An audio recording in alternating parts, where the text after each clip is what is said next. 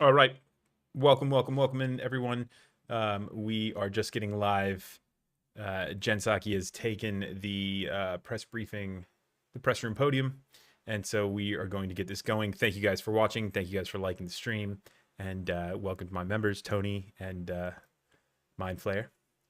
And yeah, let's get this thing going. Good afternoon. Thank you for joining us today. Many familiar faces. Let's get the audio going here, right? Before we move. Hooah.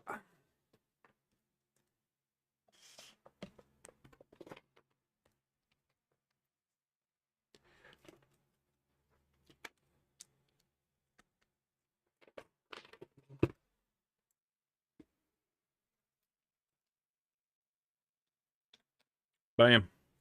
All right, guys. From yesterday, back again. We are pleased to have Dr. Fauci here with us as part of the president's commitment to have public health experts lead our communication with the American people about the pandemic. Just to give you a bit of a run of show here, Dr. Fauci will speak at the top about the state of the pandemic, the status of vaccines. He'll take some of your questions. I will play the role of the bad cop when it's time for him to go and get to the work of the American people. And then I will do a topper and I'll answer a bunch of your questions as well. So there's lots to come after this. With that, I will turn it over to Dr. Fauci. Thank you very much. And I'm going to just spend a couple of minutes just summarizing the status of where we are, and then maybe addressing some of the things that I know are on people's minds. So first of all, obviously, we are still in a very serious situation. I mean, to have over 400,000 deaths is something that, is unfortunately historic in the very bad sense. When you look at the number of new infections that we have, it's still at a very, very high rate. Hospitalizations are up. There are certain areas of the country, as I think you're all familiar with, which are really stressed from the standpoint of beds, from the standpoint of the stress on the healthcare system. However, when you look more recently at the 7-day average of cases, remember we were going between 300,000 and 400,000 and 200,000 and 300,000. Right now it looks like it might actually be plateauing in the sense of turning around. Now, there's good news in that, but you have to be careful that we may not be seeing perhaps an artifact of a slowing down following the holidays. So when we see that, we think it's real. But one of the things, and it's interesting, I'm sort of getting a deja vu standing up here because I said something like this almost a little bit less than a year ago when we were talking about the acceleration of cases in the late winter, early spring of 2020, when we were having New York City metropolitan area being the epicenter of what was going on, that there are always lags. So please be aware of that when you have cases and then a couple of weeks later you see it represented in hospitalizations, intensive care, and then a couple of weeks later in deaths. So you have almost a paradoxical curves where you see something plateauing and maybe coming down at the same time as hospitalizations and deaths might actually be going up. So this is something that I just put on your radar screen. It is not an unusual thing to see that sort of thing. The other point I want to make is one that we're getting asked a lot regarding questions. That is, what is it about these mutants that you're hearing about? The mutants in the UK, which we know are in about 20 plus states, the mutants that we're seeing in South Africa and in Brazil. First of all, we need to understand that RNA viruses like coronaviruses mutate all the time. Most of the mutations don't have any physiological relevance with regard to the function of the virus itself. However, every once in a while, you get mutations, either singly or clustered in combinations, which do have an impact. So what have we learned thus far? And I want to emphasize thus far because we're paying very, very careful attention to this, and we take it very seriously. At least from the experience that our colleagues in the UK have had, the one that is in the UK appears to have a greater degree of transmissibility, about twice as much as what we call the wild type original virus. The one that is in South Africa is a bit different, and I'll get to that in a second. So it does look like it increases the transmissibility. They say correctly on a one-to-one basis, it doesn't seem to make the virus more virulent or have a greater chance of making you seriously ill or killing you. However, we shouldn't be lulled into complacency about that, because if you have a virus that is more transmissible, you're going to get more cases. When you get more cases, you're going to get more hospitalizations. And when you get more hospitalizations, you're ultimately going to get more deaths.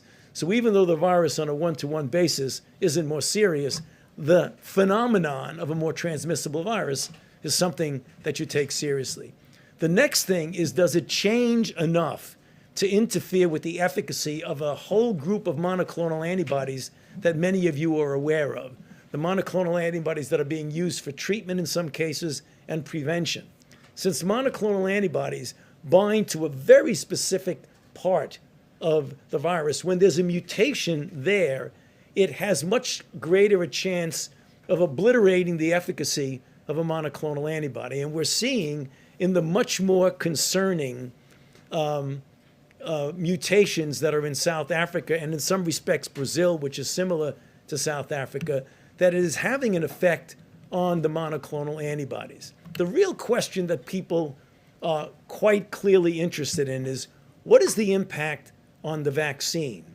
And so far, literally, we have this new phenomenon that are preprint journals where people get data and they put it into a preprint server where it hasn't yet been peer reviewed. But you have to pay attention to it because it gives you good information quickly. Ultimately, it gets confirmed. And we're seeing them coming out over the last few days. And what they're saying is that what we likely will be seeing is a diminution, more South Africa than UK. UK is that diminution in what would be the efficacy of the vaccine-induced antibodies. Now, that does not mean that the vaccines will not be effective. And let me explain why. There's a thing called a cushion effect. So if you have a vaccine like the Moderna and the Pfizer vaccine that can suppress the virus at a dilution, let's say, of 1 to 1,000, and the mutant influences it by bringing it down to maybe 1 to 800 or something like that, you're still well above the line of not being effective. So there's that cushion that even though it's diminished somewhat, it still is effective. That's what we're seeing, both certainly with the UK, which is very minimal effect. We're following very carefully the one in South Africa, which is a little bit more concerning, but nonetheless not something that we don't think that we can handle. What is the message? Because someone could say, now wait a minute, if you have the possibility that the vaccines are diminishing in their impact, why are we vaccinating people? No. It is all the more reason why we should be vaccinating as many people as you possibly can. Because as long as the virus is out there replicating, viruses don't mutate unless they replicate. And if you can suppress that by a very good vaccine campaign, then you could actually avoid this deleterious effect that you might get from the mutations. Bottom line, we're paying very close attention to it. There are alternative plans. If we ever have to modify the vaccine, that is not something that is a very onerous thing. We can do that given the platforms we have. But right now, from the reports we have, literally as of today, it appears that the vaccines will still be effective against them. With the caveat in mind, you want to pay close attention to it. So, Jen, why don't I just stop there and then maybe just answer some questions on anything else that I said. So, yeah. How helpful would it have been if Amazon got involved with the federal response to COVID-19 before Biden took office? And do you know about any plans or discussions ahead of yesterday? No, I don't think I could answer that question. I'd be waving my hands about that, sorry. Well, you know, one of the new things in this administration is if you don't know the answer, don't guess. Just say you don't know the answer. Yeah. Yes. Dr. Fauci, a couple of questions, if I might. I'd like to follow up with you on what you just said about this strain in South Africa. Has that strain made its way to the United States? And what, if any, concerns do you have?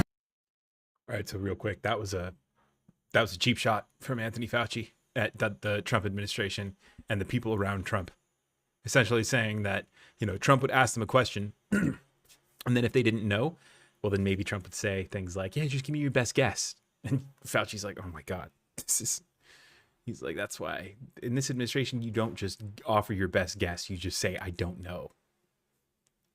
That was a swipe at Trump. How much do we understand about it? Great question. Thus far, it does not appear at all that the South African strain is in the United States. However, we must be honest and say that the level of comprehensive sequence surveillance thus far is not at the level that we would have liked. So we're going to be looking very, very carefully for it. But given the information we have today, it doesn't appear that the South African strain is here. Okay, and if I could just ask you about the effort to distribute the vaccines, because of course, that's what most people want to know. When are they going to get a vaccine?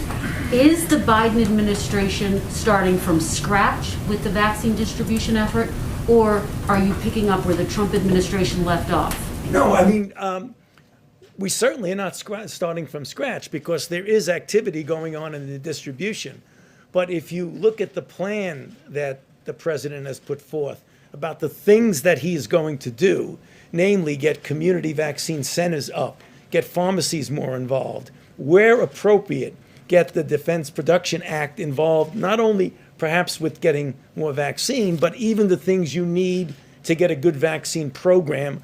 For example, needles and syringes that might be more useful in that. So it's taking what's gone on, but amplifying it in a big way. President Biden said that what was left was abysmal, essentially. I mean, is there anything actionable that you are taking from the previous administration? Well, Is that delaying your efforts to get the vaccine? I mean, that's the question. no, I mean, we're coming in with fresh ideas, but also some ideas that were not bad ideas with the previous administration. You can't say it was absolutely not usable at all. So we are continuing, but you're going to see a real ramping up of it. One more final question. You had said that most people will be vaccinated by the middle of 2021. Is that still your expectation? Yes, it is. I mean, I believe that the goal that was set by the president of getting 100 million people vaccinated in the first 100 days is quite a reasonable goal. And when you get to the point, and one of the things that I think is something we need to pay attention to, and I, quite frankly, have been spending a considerable amount of my own time, is outreaching, particularly to minority communities, to make sure that you get them to be vaccinated and you explain why it's so important for themselves, their family, and their community. If we get 70 to 85% of the country vaccinated, let's say by the end of the summer, middle of the summer, I believe by the time we get to the fall, we will be approaching a degree of normality. It's not going to be perfectly normal, but one that I think will take a lot of pressure off the American public. Dr. Fauci, you're one of the few holdovers from the previous administration to this current one. What has been your experience with this new team? And in your view, what would have been different in terms of the trajectory of this outbreak from the start had a team like this been in place at the beginning?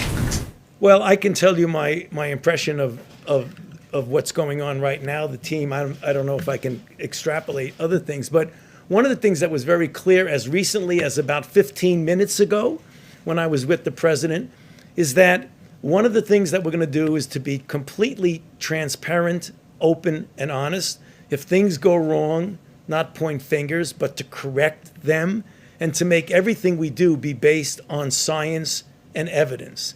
I mean, that was literally a conversation I had 15 minutes ago with the president. And he has said that multiple times. That you That you were talking. We've been spending a Biden said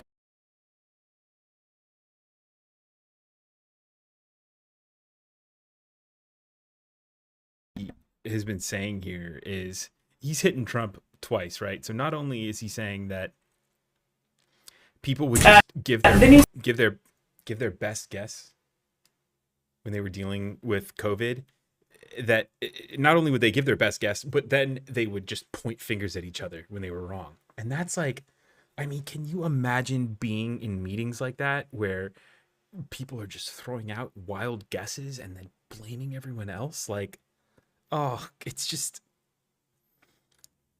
it just must have been chaos. It just must have been hell for these people, especially like Fauci, who's all about like systems and order and, people being knowledgeable in, the decision-making process they're taking part in. That just wasn't the case in the Trump administration. There just weren't people who, Trump wasn't a person who put other people in positions of power to thrive. It was chaos.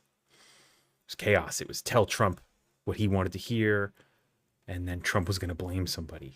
So Fauci is actually like exposing some really intense things here about the Trump administration that I don't think we've heard before. CDC director said today that the goal of getting vaccinations into pharmacies by the end of next month isn't realistic, as had been previously suggested. When will most Americans be able to get a vaccination in their neighborhood pharmacy? Well, I didn't hear that comment. Are you talking about Dr. Walensky's comment? I didn't hear that comment, so I don't really want to comment on the comment. But what she may be saying is that for many people in this country who don't have access to a pharmacy, they may not be able to utilize getting things in the pharmacy. I'm not sure. I want to be careful because I'm not sure that's what she said. We just had a conversation about how we're going to get vaccines to people who are in pharmacy desert areas where they don't have easy access to a pharmacy. And that's something we're working on and taking very seriously. Just to be clear, if you are in an area where you do have access to a CVS or a Walgreens, Right. When will you be able to get access to this vaccine like you would a flu vaccine? In the spirit of not guessing, I'm not quite sure when that will be, but we can get back to you on that. And just on the broader timeline, you mentioned the fall. We just heard the president say, the brutal truth is that it is going to be several more months. Just to be clear, you're saying by the fall, the majority of Americans you think will be vaccinated? No, I didn't say that. I said if we get the majority of Americans, 70 to 85% vaccinated by then, we could have a degree of herd immunity that would get us back to normal. The concern I have, and something we're working on, is getting people who have vaccine hesitancy who don't want to get vaccinated, because many people are skeptical about that. So we really need to do a lot of good outreach for that. I don't know what the best case scenario for me is that we'd get 85% of the people vaccinated by the end of the summer. If we do, then by the time we get to the fall, I think we can approach a degree of normality. On the mutations that you were talking about, a question about how exactly they increase transmissibility. Does it take less exposure time to get it? No. What it is that you can do in vitro in a test tube setting, binding an affinity to the receptors, which you have in your nose, in your lung, in your GI tract. The receptor for the virus is called an ACE2 receptor, and the facility or affinity with which a virus binds to that means that it very likely will have a better efficiency of infection and replicate more in the nasopharynx. So that's how you make that determination in the test tube. Then you look epidemiologically and you see a spike going up in the sense of number of cases, and they sort of match each other. A virus that has the ability to easily bind to and replicate with your receptors is one that likely will spread easier. So it doesn't mean that you'd have more viral load? You could, yes. In fact, it would mean, because if it binds more easily, it could replicate in the nasopharynx more easily, and it is likely that you would have a higher viral load.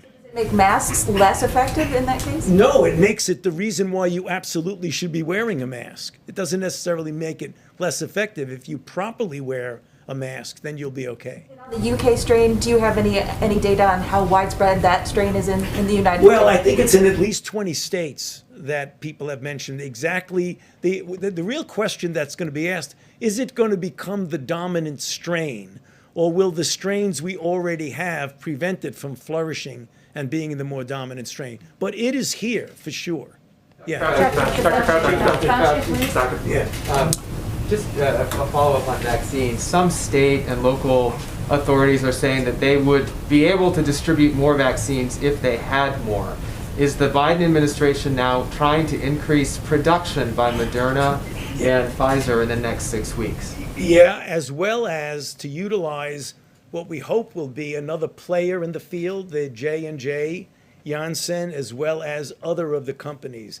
But also, as the president has said in his plan, to do whatever he can to expand the availability of vaccines, whatever that is. I mean, he said that he's going to just use every possibility, including the Defense Production Act. Can you explain the discrepancy between what some states are saying about needing more vaccines and the CDC saying that a lot of vaccine is still remaining on people's or on their shelves? Yeah, I think that is something that we need to really take a close look at, because that is sort of an inconsistent discrepancy. And then one of the things we want to do is to find out why that's the case. And if it is the case, particularly the thing that would be most disturbing, if there's vaccine laying around and people are not using it when others would need it. But I don't know the answer to that question, but we need to look into it. Dr. Fauci, you've joked a couple times today already about the difference that you feel in being kind of the spokesperson for this issue in this administration versus the previous one. Can you talk a little bit about how much different do you feel, less constrained? What is the, you for so many times you stood up behind a podium with Donald Trump standing behind you.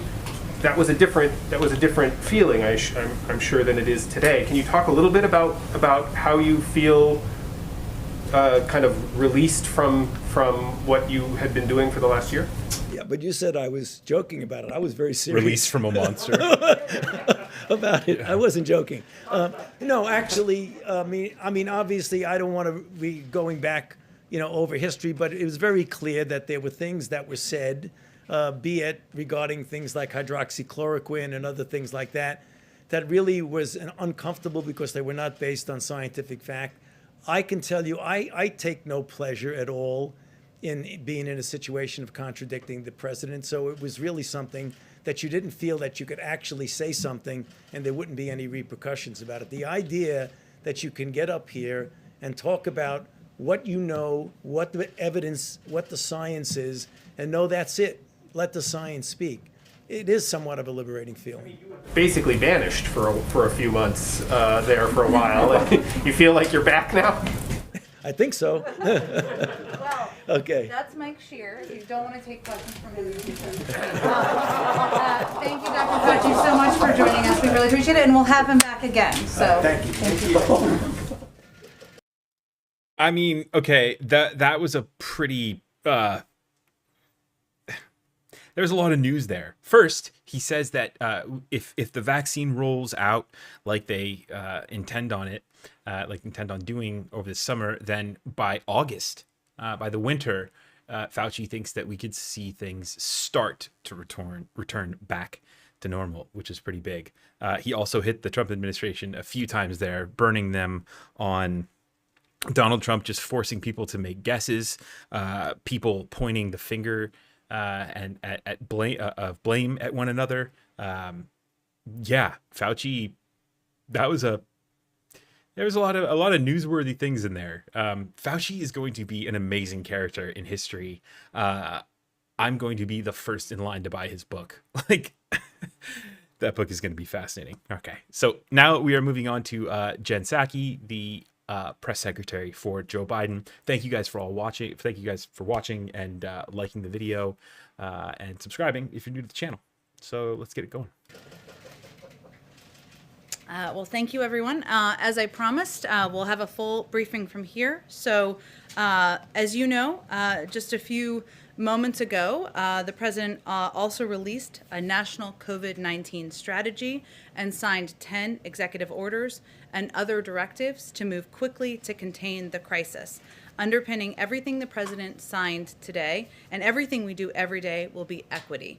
Some highlights of those actions include an executive order to fill supply shortfalls for vaccinations, testing, and PPE. The president directed agencies to exercise all appropriate authorities, including the Defense Production Act, to accelerate manufacturing and delivering of supplies such as N95, masks, gowns, gloves, PCR swabs, test reagents, and necessary equipment and material for the vaccine. The president also signed a presidential memorandum to increase federal reimbursement to states and tribes for the cost of National Guard personnel, emergency supplies, and the personnel and equipment needed to create vaccination centers. an executive order that established a COVID-19 pandemic testing board to bring the full force of the federal government's expertise to expanding testing supply and increasing access to testing. An executive order to bolster access to COVID-19 treatments and clinical care, establishing a comprehensive and coordinated preclinical drug discovery and development program to allow therapeutics to be evaluated and developed in response to pandemic threats. Sorry, I had to clear my throat. There's a lot here. He also issued an executive order directing the Departments of Education and Health and Human Services to provide guidance on safe reopening and operating for schools, childcare providers, and institutions of higher education. An executive order on the Occupational Safety and Health Administration to immediately release clear guidance for employers to help keep workers safe from COVID-19 exposure. An executive order to require mask wearing in airports or certain modes of public transportation, including many trains, airplanes, maritime vessels, and intercity buses.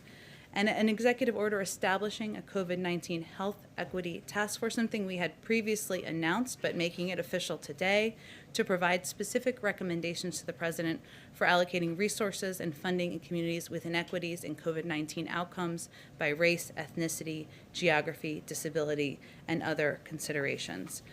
These steps, of course, build on the actions we announced yesterday. I had an additional update. Some of you may have seen this come out through late last night, but I wanted to share with you that as a result of one of the executive orders President Biden signed yesterday, the acting Homeland Security Secretary issued a memorandum to review and reset immigration enforcement priorities. For 100 days, beginning tomorrow, the Department of Homeland Security will pause removals for certain individuals. This pause will allow the administration to review and reset enforcement policies and ensure that resources are dedicated to the most pressing challenges and that we have a fair and effective enforcement system rooted in responsibly managing the border and protecting our national security and public safety. I had one other item I just wanted to flag for you about something the First Lady is up to. Let me see if I can find that, or I will circle back to it a little bit later. With that, I'm happy to take your questions. Zeke, why don't you kick us off? Thanks, Jen. There was some reporting earlier today about the president's commitment to extending New START. Can you talk about what the president's directive on that front has been? Additionally, can you confirm that the president requested reports from the new DNI for an assessment on potential foreign interference in the 2020 election, and then also the SolarWinds Act? I can confirm that the United States intends to seek a 5-year extension of New START as the treaty permits. The president has long been clear that the New START treaty is in the national security interests of the United States. And this extension makes even more sense when the relationship with Russia is adversarial, as it is at this time. New START is the only remaining treaty constraining Russian nuclear forces and is an anchor of strategic stability between our two countries. And to the other part of your question, even as we work with Russia to advance U.S. interests, so too we work to hold Russia to account for its reckless and adversarial actions. And to this end, the president is also issuing a tasking to the intelligence community for its full assessment of the SolarWinds cyber breach, Russian interference in the 2020 election, its use of chemical weapons against opposition leader Alexei Navalny, and the alleged bounties on U.S. soldiers in Afghanistan. So that's hopefully answered all of it. That was a mouthful. And just changing gears for a quick second to COVID and the negotiations with Capitol Hill, how long is the president willing to pursue bipartisanship? Democrats are already talking about a reconciliation process. Is there given the critical need for some sort of aid here that the president is talking about, is there a deadline at which he's giving Republicans, is it February 1st? Is it President's weekend by which he'll say, no, we're going to do this by reconciliation instead? Well, I'm not going to set any deadlines on our first full day in office, but I will say, and hopefully I'll have more for all of you on this tomorrow, we are going to be increasing our engagement. It's already been ongoing even before the president was inaugurated yesterday, but hopefully we'll have more to share with you tomorrow on meetings, engagements, discussions that will be going on with leaders on Capitol Hill and many members over the course of the next several days. As I conveyed to all of you yesterday, his preference and priority is a bipartisan package and working with members of both parties to come to agreement on that, because he believes that the crises facing the American people, as we saw the jobs numbers this morning, the unemployment insurance claims, I should say, we put out a statement by our NEC director in case you didn't see that. As we've seen, and the reports from Dr. Fauci just a few minutes ago, this crisis is dire and it requires immediate action. And we hope and expect members of both parties to work together to do that. We're also not going to take options off the table, so we'll proceed with those discussions over the next couple of days. Go ahead, Kristen. Hi, Jen. If I could just follow up on that. There was some reporting that there was going to be a meeting this weekend with a bipartisan group of lawmakers. Can you give us any indication? Is that going to happen with President Biden or with his economic team? Is that your expectation? Well, I think the reporting was around a meeting with NEC Director Brian Deese. I spoke with him earlier today. He is definitely going to be engaging with a range of members and a range of different groups of members from Capitol Hill in the coming days. I think we were still working to confirm specific meetings before I came out here, and I hope to have more for all of you on that by tomorrow. Okay, and more broadly speaking, Jen, President Biden has proposed this $1.9 trillion package. You already have some Republicans who say, we just passed a stimulus plan. They're not going to get on board with this. Mitt Romney among them, who says we just passed a program with over $900 billion, and some people say the price tag is just way too big. So how does President Biden expect to get this passed with bipartisan support, and how does that fit into his broader message of bipartisanship, proposing something like this that's that big? Well, I think it fits perfectly into his message of bipartisanship. He wants to work with Democrats and Republicans to address the crises that the American people are facing, whether they live in red states or blue states or Democrats or Republicans. The package was designed based on recommendations from health experts, from economists. It's been applauded by everyone from Senator Bernie Sanders to the Chamber of Commerce.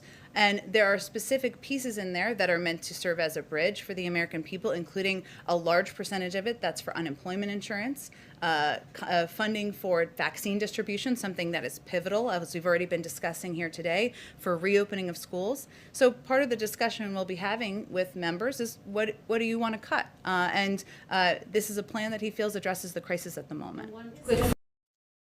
Okay. So just really quickly, this is something that she talked about yesterday. It's the amount of spending that we're going to put into this, the Biden, what will essentially be Biden's first stimulus, the first part of his plan for the American people. And what Biden is saying and what his team is trying to, set the flag pole, set the field goal at, is, this is what we expect this is what we expect the cost to be to help the American people. And so if you want to talk about, somehow now you're worried about the deficit and you're worried about spending, well, then you're going to have to be the one to pick something to cut and then explain to the people who desperately need that service in the middle of a pandemic why you're choosing to cut that. And so that just, lays the framework for Republicans to just step in landmine after landmine, after already stepping in the major landmine of Donald Trump and having to deal with the wake of Donald Trump, right? And the spending because of Donald Trump, even the spending on this pandemic because of the lack of initiative in the beginning, right? That's because of the lack of initiative, Donald Trump. That's why everything is so expensive right now. So that's Biden's plan. Look, this is what it's going to cost. If you want to try to fight me over trying to get help for the American people, then go ahead, be my guest, explain that, and then, have fun in an election. So anyway. Follow up on that. The work of the Senate is being held up by this dispute over the filibuster. Where does President Biden come down on that? does he think that there should not be a filibuster so that the Senate could move forward with its work? Well, the president-elect spoke just yesterday, as you all saw, about the spirit of working together and bipartisanship to confront the 4 crises facing us. You've already seen him work with Republicans and Democrats and work toward a bipartisan approach to passing packages that will address the crises we're facing. And that certainly is his priority and his preference. So that's what he'll continue to work on day 2 of the administration. Go ahead, Mike Scheer. Okay, see, you can call it. I just gave you a hard time. Go ahead. That's fine. So I want to push you a little bit more on that question. Like, if there's this call for unity that the president made in his speech yesterday, but there has so far been almost no fig leaf even to the Republican Party. You don't have a Republican cabinet member like President Obama and I think President Clinton had. The executive orders that he's come out the gate have been largely designed at erasing as much of the Trump legacy as you can with executive orders, much of which the Republican Party likes and agrees with. You've put forth an immigration bill that has a path to citizenship but doesn't do much of a nod towards the border security. And you've got a $1.9 trillion COVID relief bill that has, as folks have said, already drawn all sorts of criticism. Where is the actual action behind this idea of bipartisanship? And when are we going to see one of those, sort of substantial outreaches that says this is something that, the Republicans want to do too? Well, I guess what I would send back to you, there's a lot in there. So let me do my best here. But Real quick, sorry, had to unmute the mic there. Let me just jump in. A woman yesterday asked the same exact question, right? Where's the beef, right? Where's the action? Where are we going to see Joe Biden coming to Republicans and meeting them in the middle? Now this is a completely different way to ask that question. This guy's like, he was really trying to like lay the framework that there are big divides, I think. Now he comes off kind of a little intense about it, and maybe I don't think he was as like critical of this administration as I think he was being, and maybe I think it was just him kind of just being an intense dude. But the woman yesterday who asked the question was very much like, okay, look, I'm really curious. I really want to know, what are you guys going to do? What are your plans? Where is it? Where's the beef? And he, on the other hand, is like really intense, which is really interesting. I'm curious to know if you guys know where that guy's from. Please let me know in the comments. Let's listen to how the press secretary deals with it. Mike, is employment insurance only an issue that Democrats in the country want? Do only Democrats want their kids to go back to schools? Do only Democrats want vaccines to be distributed across the country?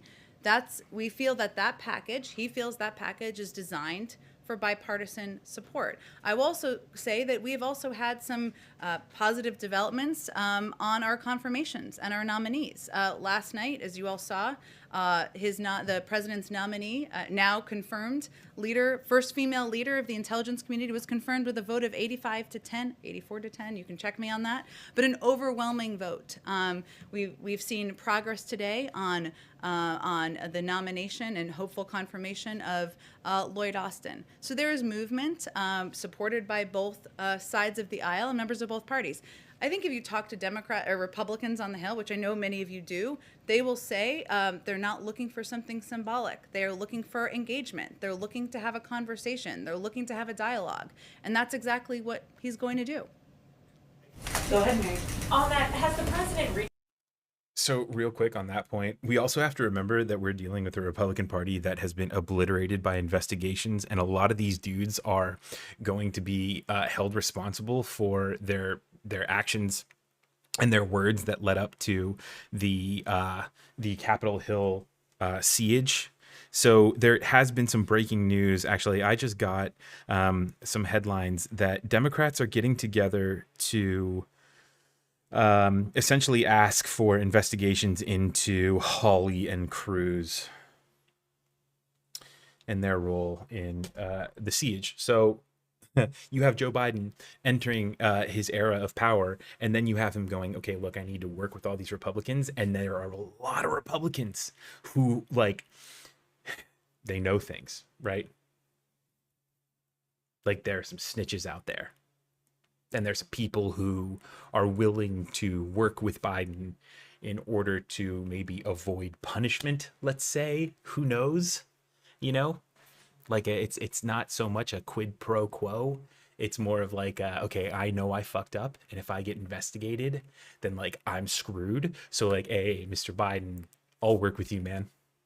And so that's why it's been, I think, a little easy for Biden to kind of, like, come into power. And I think also, like, a lot of this was true with, like, Obama as well, right? Because there was a lot of, like, Bush officials, if you go back to Obama's 2008 entrance into power. There's a lot of Bush officials who were like, there was some shady stuff going down in that Bush administration. A lot of shady stuff going down in this Trump administration, right? I think we could take the Bush administration and multiply it by probably like 5 or 6 in terms of, like, the stupidity of the, you know, the maybe not stupidity. I don't want to sound like brash. I don't want to sound, but just the maybe they were just overwhelmed. Let's just say that they were just unprepared. So I thought she did a fantastic job with that question. Moving on. How you guys doing? Let me know in the comments if you're still alive. Like the video. If you're brand new to the channel, welcome. My name is Brendan Plank. This is Reflect News. Hit that subscribe button. All right, moving on. Reached out to congressional leaders to sit down and discuss this relief package. Will he be? How much personal involvement is he going to have in this process? I expect he will be rolling up his sleeves and will be quite involved in this process, Mary. And he was. Yesterday was quite a busy day for him, as you all know. His schedule was minute by minute, and his family was here.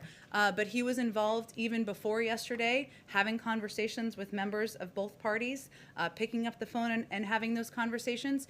He saw, of course, members of both parties. He invited leaders from both parties to join him at church. Obviously, that wasn't really a discussion about specifics of the bill, but he did have an opportunity to talk about his agenda and working together on his agenda moving forward. But I think you will see him quite involved in the days ahead, but you will also see the vice president quite involved. You will also see policy leaders like Brian Deese and others in the administration quite involved and having conversations with both Democrats and Republicans. But no plans right now to sit down with them. Well, I think we will have more to share with you soon in terms of engagement of many of our senior officials with members of both parties. And on the Defense Production Act, just to be clear, has the administration actually invoked the defense? So can you spell out what changes we may see because of this? Which companies are being asked to make what? Well, let me give you a very specific example that helped really make it clear for me. One area is to acquire more low dead volume syringes, and what that does is these specialized syringes allow pharmacists and vaccinators to extract an extra dose of the Pfizer vial, so making more doses available, of course. It also prioritizes the Defense Production Act raw materials that are used to produce the vaccine, so reducing bottlenecks. And it enables manufacturers, us to empower and invoke, I guess, an action from manufacturers to make sure we have the materials we need to get the vaccines out the door and in the arms of Americans. In terms of, obviously, he signed it this afternoon. I'll have to just circle back with you on what it means, if it's officially invoked in this moment or if it takes some time, and we can circle back with you after the briefing. Go ahead, Jen. On stimulus, is the White House drafting a legislative bill? You mean in terms of the what he announced last Thursday? Well, he announced what his specific ideas will be and what his vision is. But right now we're having discussions with members of both parties, as we have for the last week, about what that will look like. Okay, so no bill draft coming out of the White House is what I'm saying. Well, I'm happy to talk to our legislative team about that. I think what was important to the president was to outline what his vision would be. This is how the process should actually work, right? The president outlines, here's my vision, here's what I think should be in a package. Let's have discussions, let's have engagements with both parties, and let's see what comes out of the sausage making at the other side. Go ahead, Anita. I'll come back to you. I'm sorry I keep missing, but just following up on what Kristen asked, I don't think I heard an answer about whether the president supports keeping the filibuster, where he sits on that. Has he talked to Senator? Real quick, guys, I just want to Actually rewind work, this. right? The president outlines, and see here's what, my vision, sausage here's what I making think looks should be like in a with the package. interpreter. Let's have discussions, let's have engagements with both parties, and let's see what comes out of the sausage making at the other side. Go ahead, Anita. I'll come back to you, I'm sorry. Just following up on what Kristen asked, I don't think I heard an answer about whether the president supports keeping the filibuster, where he sits on that. Has he talked to Senator Schumer about that? I mean, he served there a long time. What are his thoughts on that? I think what I was conveying to Kristen is that the president has been clear. He wants to work with members of both parties and find bipartisan paths forward. And I don't have any more conversations to read out for you at this point in time. Specifically answer that, unless I'm not understanding your answer. I don't think I have more to add to my answer. And then just on the impeachment trial, I know that there was some talk about sort of the Senate doing both things at the same time, two things at once. There's some reporting this afternoon that Republicans are pushing to have the impeachment trial start in February. Where do you all stand still now on that? Are you still looking for that both paths to happen at the same time? Would it be preferable to do that first, or are you okay with later, as some Republicans are talking about? Well, Anita, I think we have been pretty consistent that we believe the timing and the mechanisms for the Congress and the Senate moving forward and holding the former president accountable, we'll leave that to them. And what our biggest priority and focus is ensuring that it doesn't delay the Senate, Congress moving forward in consideration and discussion around the COVID relief package that the president proposed last week. Go ahead. Thank you, Jen. Is the print cooler? I have a question for myself and then a question for someone who cannot be here because of the social distancing policies. My question is this, and it's about unity again. I've heard from conservatives who are afraid that the president is going to try to pull back religious conscience exemptions for groups like Little Sisters of the Poor. The president pledged he would do that in July when Little Sisters won a case in the Supreme Court. The Health and Human Services nominee Javier Becerra pursued that line of going after the exemptions as Attorney General of California. What's the president going to do on that? I haven't discussed that particular issue with him. So real quick.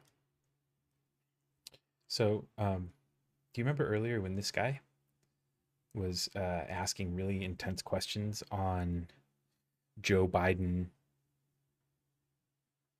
and Republicans being separated on issues? And he wanted to know what real action he could see. Where is the meat? And I was talking about the reporter from yesterday who was asking that pretty much same question, but did it in a much more polite and respectful way. This was the woman sitting right behind the guy. The guy's in her shot, right? The guy who we were talking about earlier. So yeah, just wanted to let you know. What's the president going to do on that? I haven't discussed that particular issue with him. I'm happy to circle back with you, but I don't. There's not a change in his position from what he said earlier this summer. Did you have another question? Question from Adam Longa of WUSA 9. He says, we saw the president warmly greet Mayor Bowser during the parade yesterday. She is pushing for the D.C. statehood measure to be on the president's desk within 100 days. Will the administration get behind this bill, and does the president support it? I hate to disappoint you, but I will have to circle back with you on that as well. There's quite a bit going on. I have not discussed D.C. statehood with him in the last 36 hours. I look forward to hearing it. Okay, sounds great. Go ahead in the back. Yeah, thanks, Jen. I wanted to circle back on something COVID related. I know the president has obviously made a priority of resuming in-person learning in the first 100 days. I wondered, is the administration planning to issue any kind of uniform guidance to states on, whether it's reopening schools, reopening businesses, indoor dining, stuff like that? Or are you all planning to just kind of leave it to states to do sort of a patchwork based on their own situations? Well, as Dr. Fauci conveyed, our objective is to ensure that health and medical experts are leading the effort in delivering guidance, determining guidance, and also communicating it with the public whenever possible. And any guidance would come, of course, as you know, from the CDC. We will, of course, defer to that. But part of our priority and our focus here is on providing more engagement with states, more clear guidance from the federal level in terms of how we're planning to operate, what data we're seeing, how vaccines are being distributed, what we see as the challenges, and that communication has been lacking as we understand it from our conversations in the past few months. So that is what we will focus on improving in the months ahead. Would you specifically, are you planning to do, daily or weekly calls with states, or how are you planning to up the communication there? Well, we have an entire COVID team, as you know, who are now, most of them are official, and part of their role will be engaging with governors, Democrats and Republicans, mayors, local elected officials to gain a better understanding of what's happening on the ground. That will be how they're going to be intaking a great deal of information. Obviously, health care providers and experts on the ground as well. We will also do engagement from the level of the president and the vice president as well, because they also want to have that conversation with states and local officials on what they're experiencing, what they see the challenges as, and how they can be addressed. And that's something I think in President Biden's heart. He is a local elected official still, and he gets into the weeds of what they're experiencing, and he will be involved in that himself. Go ahead and the way back. Thanks, Jen. There's a lot of really big things that the administration wants to do: infrastructure, the stimulus, tax reform. Can you sort of lay out the cadence for us over the upcoming year? How do you envision those three major things playing out? What's the order? When do you think those will be taken up? When will they happen? Well, what I can lay out for you on our first full day here is what our initial priorities are, and they revolve around addressing the four crises that the president has stated that the country is facing, including getting the pandemic under control, getting people back to work, addressing our climate crisis, and addressing racial equity. And so, go ahead. No, I was going to ask you, do you think tax reform happens in 2021? I don't really have any predictions for you on that. I think at this point in time and for the foreseeable future, addressing the pandemic, getting the pandemic under control, and that linkage to getting people back to work will be his top priority. Keystone XL, the decision yesterday from the president, what would you say to those who have lost their job or will lose their job as a result of that decision? What would the message from the president and the White House be? The message of the president and the White House would be that he is committed. His record will shows the American people that he's committed to clean energy jobs, to jobs that are not only good, high-paying jobs, union jobs, but ones that are also good for our environment. He thinks it's possible to do both. He led an effort when he was the vice president to put millions of people to work with both of those priorities in mind, and he will continue to do that as president. But he had opposed the Keystone Pipeline back in 2013 when it was when there was a consideration of the permit, or sorry, I don't think it was 2013. I think it was a little bit after that. And he's been consistent in his view, and he was delivering on a promise he made to the American public during the campaign. Go ahead all the way in the back. Thank you. I wanted to ask you about India-US relationship. What is President Biden's vision of an India-US relationship, the relationship between the world's oldest and the world's largest democracies? Well, first I would say that President Biden, who of course has visited India many times, respects and values the long bipartisan, successful relationship between leaders in India and the United States. He looks forward to a continuation of that. Obviously, he selected and yesterday she was sworn in, the first Indian American to serve as president or vice president. Certainly a historic moment for all of us in this country, but a further cementing of the importance of our relationship. So go ahead, George. Yeah, thanks. Two questions if I could. One, on the Hatch Act, will this administration take that seriously, and do you think it's ever appropriate?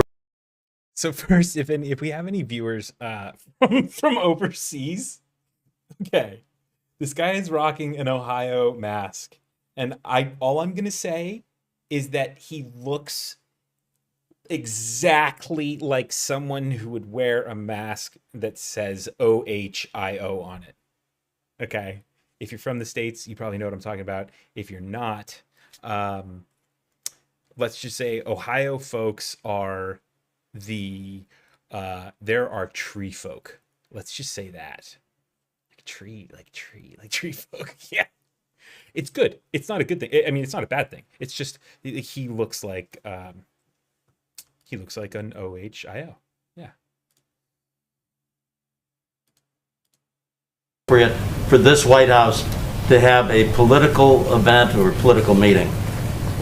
Well, as you know, there are some political events that are acceptable, but we certainly take the Hatch Act seriously and will abide by that. And you will not see a political rally on the south lawn of the White House with under President Biden. The second one, this may sound trivial, but presidents and candidates have some events where they're fun for the candidate. The big crowd on the acceptance speech at the convention, the big crowd at the inauguration, big rallies.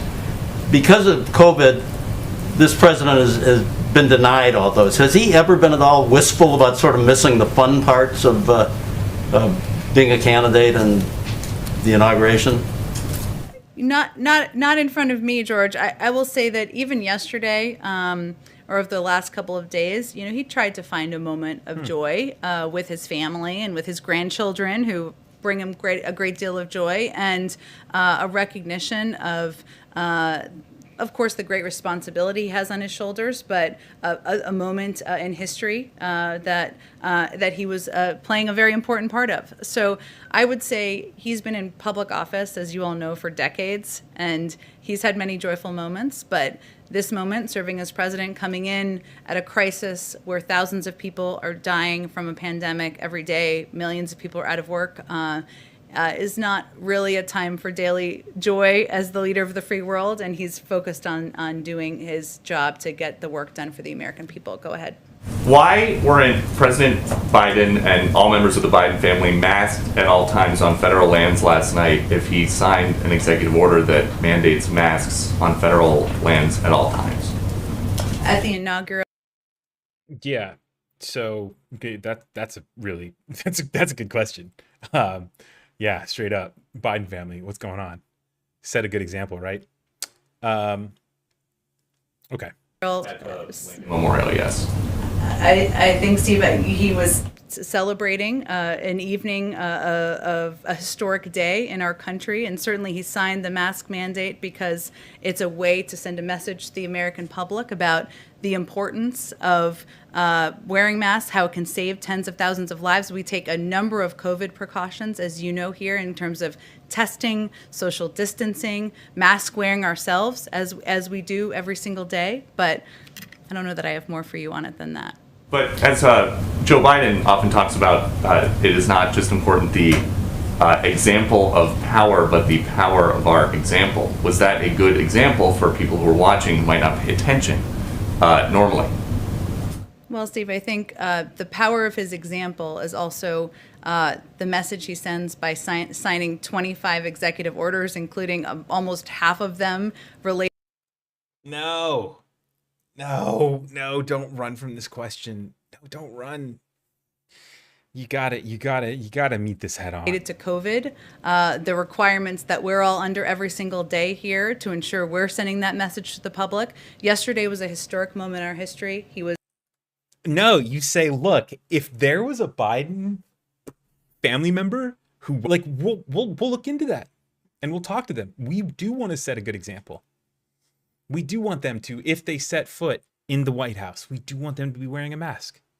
If you put, like, thank you. So thank you for pointing that out to us. Next question. Like, that's so much better than like, oh, well, no, well, we signed, like, all these executive orders. It's like, no, man, don't do that. Don't get into it with them, right? I don't know. That's me. What do you guys? Am I being too hard? Inaugurated as president of the United States. He was surrounded by his family. We take a number of precautions, but I think we have bigger issues to worry about at this moment in time. Go ahead, Anita. Jen? You mentioned. Oh, sorry, Jeff. Let me go to Jeff, Anita, because I already went to you, if that's okay. Jeff, go ahead. Thanks very much. Follow up on New START. Do you have any indication from Russia that they will object to the extension of 5 years, and has the United States already alerted Moscow about its desire? Well, we have not, obviously, as you know, a number of our nominees have talked about our intention over the past couple of days of extending New Start. I don't have any calls to read out for you, but I can check and see if any notifications or discussions have happened this afternoon. And a follow-up on something from yesterday, which I think you referred to, that President Biden had said that President Trump left him a very generous note, and he didn't want to talk about it until he spoke to President Trump. Are President Biden and former President Trump going to have a call? There's no call planned. What he was conveying is that he didn't want to release a private note without having agreement from the former president. But I wouldn't say he's seeking it through a phone call. He just was even trying to be respectful in that moment of a private letter that was sent. With regard to the former president, has President Biden spoken to Speaker Pelosi at all about the timing of when she plans to bring the impeachment articles to the Senate and how he would like to see this trial proceed? President Biden has been pretty clear about what the focus of his conversations are and what his intention is with his engagements with leaders from both sides of the aisle and in both houses of Congress, including with Speaker Pelosi, someone he's known for quite some time. And that is his intention and focus on getting the COVID package through. So he will leave it to her and to now Leader Schumer to determine what the path forward and the timeline will be in holding the former president accountable. Anita, go back to you. Yeah, you earlier mentioned 4 priorities of the president. I was surprised to not hear immigration per se in that, because yesterday many of the executive orders were about immigration. There were 2 major agency releases last night about immigration. The bill is being introduced today. Do you not see that as sort of the second big push after the COVID bill? Where do you see that? And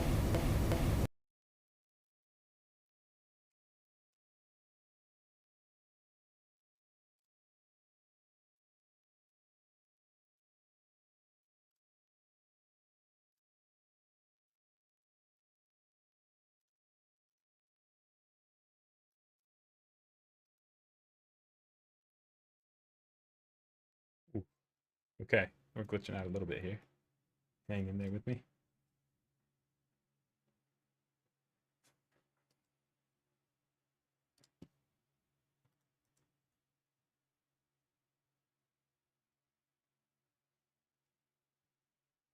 With those discussions over the next couple of days. Go ahead, Kristen. Hi, Jen. If I could just follow up on that. There was some we'll be considering all of those offers and what makes the most sense in our plans and proposals. So, because there are some Trump officials saying they were never offered help from Amazon, and so they're essentially saying they think this was a political call for Amazon to wait while lives were hanging in the balance, but you're saying that is not the case. I'm not aware of the timeline of when Amazon reached out. That sounds like a question for Amazon to me. Jen, what did you think about all the pardons that Trump handed out on his way out the door? And do you know if it... You see that, and I guess I would say, why is it going to be, why is it such a priority after the COVID bill? But you didn't even list it, so I wanted to kind of clarify that and get your thoughts. All right, how we doing, guys? Well, in the chat, everybody good? I wouldn't read into that other than immigration we consider as part of racial equity and part of which is a broad issue, but that's how the president has spoken about that crisis over the past several months, and clearly it is an enormous priority to him because we moved forward in announcing the specifics of an immigration bill, an immigration package he is eager to move forward on with Congress on his first day in office. But as you know, there's been a lot of history on efforts to do comprehensive immigration reform, to do any form of immigration reform. And what we're hopeful is that this will be a moment of reset and a moment to restart discussions on Capitol Hill. There are already a number of co-sponsors who have been announced to have those discussions. There are experts on immigration who have worked on this issue on both sides of the aisle. Historically, it is an issue that there is bipartisan support from the business community, supports from a range of outside groups with different political tilts, and we're hopeful that that will help propel it forward. Menendez said today on a call, he called it a Herculean, effort to get this through. As you know, it hasn't gone through, as you just mentioned before. I mean, there are Republicans grumbling today that there's not more in that bill that they want to see. So is that bill, what do you think the prospect of that bill getting through is? Well, I don't know that I can predict that the first day. I mean, it's only been out for 24 hours. But what was important to the president in the outline of this bill is that it is addressing a couple of areas that he doesn't feel have been effectively done in the past. The last 4 years, the immigration policy has been based around funding for a wall. That has not worked, even to keep the country safer, even to keep bad actors out. And so his approach is multi-pronged. It is to do smart security, security that will help address and use technology to address key border crossings, address ports of entry more effectively and efficiently, and putting that oversight in the hands of the Department of Homeland Security. It will also help address root causes of migration, and that hasn't been in past bills, as you probably well know, Anita. It was not in the bill in 2013, but it's something that he has been an advocate for in his time in public office. And it also has a pathway to citizenship for the 11 million undocumented immigrants who are living in the country. There are components of here in the bill that address a lot of the issues that have not been addressed in the past, and certainly the components of it that are talk about smart security are the kind of border security that we think is essential and more effective than what we've seen over the past couple of years. Go ahead. Oh. Can I go to Zeke first and then to you, Kristen? Go ahead. I just wanted to follow up on a question asked the President an hour or so ago about the 100 million vaccines in the first 100 days target. That's roughly a per diem basis of where the vaccinations are right now. Can you just elaborate a little bit why the President isn't setting the bar a little bit higher? It may be require another nudge. Just to explain to the American people when they see these statistics of, one tracker had 1.6 million yesterday. Why isn't the President shooting just a little bit higher given the magnitude of the crisis here? Well, none of us are mathematicians, myself included, so I asked our team to do a little math on this. So the Trump administration was given 36 million doses when they were in office for 38 days. They administered a total of about 17 million shots. That's about less than 500,000 shots a day. What we are proposing is to double that to about 1 million shots per day. And we have outlined this goal and objective in coordination and consultation with our health and medical experts. So it is ambitious. It's something that we feel is bold and was called that certainly at the time. And we're working overtime to help to achieve it, try to achieve it. But is the President trying to, he obviously would try to exceed that if possible. Is it possible we may see in a couple of weeks or a month that the President would up that goal? Well, Zeke, there are a lot of factors that go into determining how many shots can get into the arms of Americans. We feel confident we can achieve this goal. Obviously, there are other vaccines that are being considered at this point in time by the FDA. There is funding that will be needed for distribution. There are a number of steps that will help expedite at some point in time. But right now, our focus is on what many health and medical experts have consistently called a bold goal. I will note also that some of the reporting this morning, which Kristen asked about earlier, was that the Trump administration left us with no plan. It's hard for them to both be exactly true at the same time. And our team has been putting together a plan, our own plan, as Dr. Fauci talked about, for some time to achieve this goal. But he also mentioned that there are a number of challenges. It's not just about lining people up, as you all know, but for people watching in a football stadium and giving them shots. We have to overcome vaccine hesitancy. We have to get to health communities where they don't have access to health centers. That was outlined. A number of steps to address that were outlined in the president's plan today. This is a bold goal. We're going to work every day to achieve it, and we'll build from there. There's a lot more of the administration to go from there, and more work on COVID to be done. Go ahead, Kristen. Jen, President Biden is reversing a number of former President Trump's policies, and we're seeing some of former President Trump's staffers be placed on leave or be reassigned. Is there an attempt to purge Trump officials? Well, there's a new administration, so obviously there are a number of new officials in place. I know there was some reporting, for example, and I don't know if this is who you're referencing. I mean, she should know better. That's an NBC reporter. Come on. Purge Biden officials? You guys are so... So you tell me if not. Of the head of the NLRB. that's an individual who was not carrying out the, anyone would tell you, not just from our administration, the objectives of the NLRB. And so they're no longer in their position, and we'll make those decisions as needed. Effort writ large, but you're reassessing individuals. Well, Kristen, as you know, when a new administration comes in, there's a massive changeover in political appointees and nominees and people who will serve in a variety of roles. There are some people, Christopher Wray as an example, I'll just bring him back up, who will continue to serve in his role. But we have great value for career officials, for the officials who have been the heart and soul of agencies across government since long before the Trump administration, but who have served through the Trump administration as well. On COVID, the question. Did the transition officials know before yesterday that Amazon wanted to get involved in such a meaningful way? We saw, not that I'm aware of. I'm happy to check. I mean, when the reporting came out, I asked the question, and I think internally, and what was conveyed to me, and I don't think we discussed this yesterday, was that we've had a lot of outreach, some privately, some publicly, from a range of businesses and private sector entities, and we certainly welcome that, and we'll be considering all of those offers and what makes the most sense in our plans and proposals. So, because there are some Trump officials saying they were never offered help from Amazon, and so they're essentially saying they think this was a political call for Amazon to wait while lives were hanging in the balance, but you're saying that is not the case.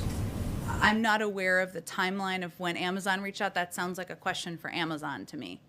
Jen, what did you think about all the pardons that Trump handed out on his way out the door? And do you know if the DOJ or anyone is reviewing any of those?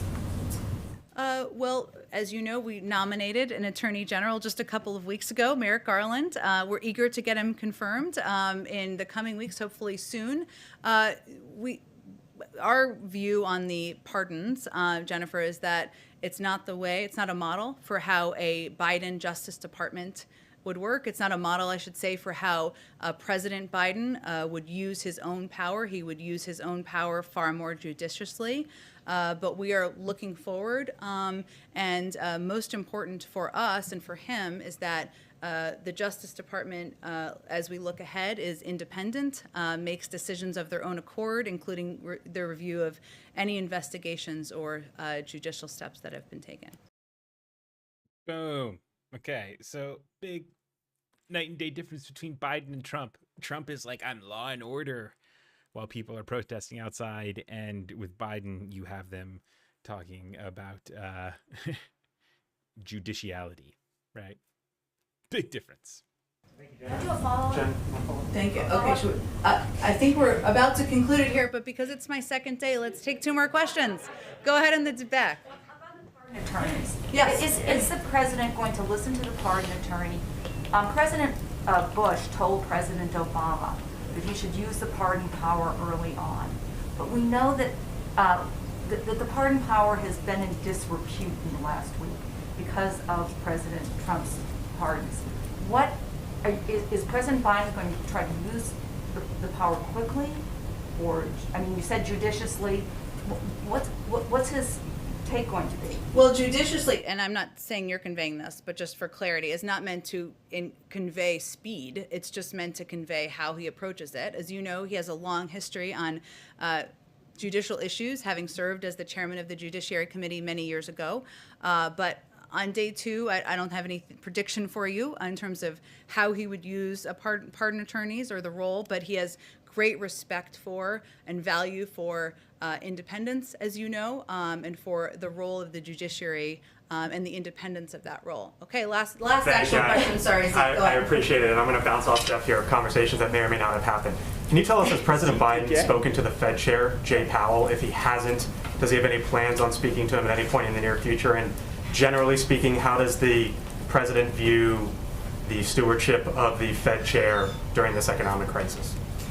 I don't have any calls to read out for you or to predict for you with the chairman of the Federal Boo, Reserve. your last question. He clearly Ask has a about the great deal Fed. of respect and value Boo. for the Federal Reserve and the role Bored. they've played historically, given he nominated the Oh, former man. chair to serve as All the right, first guys, well, female this is Treasury probably gonna be the Secretary. end of it. But I don't have anything more for you. I can venture to get more for you from our economic team. Yeah. Thank you, everyone. I'll see you again tomorrow. She's like Janet Yellen, first female chair. Like what? I don't know. What's your question, man? Like first female chair. Check out the cabinet we just put in place, y'all. It rocks. It literally rocks. So this is going to be awesome, and the quicker that these people can all get to work, the better. You guys, thank you so much for watching. My name is Brendan Plank with Reflect News. This has been another live stream, which, you know what? Gotta say, Donald Trump was good for a YouTube news channel because there was always something for me to talk about because the guy was so crazy and lied all the time. But now we actually get to have live daily press briefings on substance and policy. And that's awesome. So if you're down to watch these with me, hit that subscribe button. If you like the video today, if you like this live stream, hit the like button. And if you want to become a member and have access to some special perks, then click the join button. And that's a couple bucks a month. And that goes directly to helping me make more videos. So thanks again for watching, guys. For Reflect News, my name is Brendan Plank, and I will see you in the next live stream, in the next video. Stay safe, stay healthy. Peace.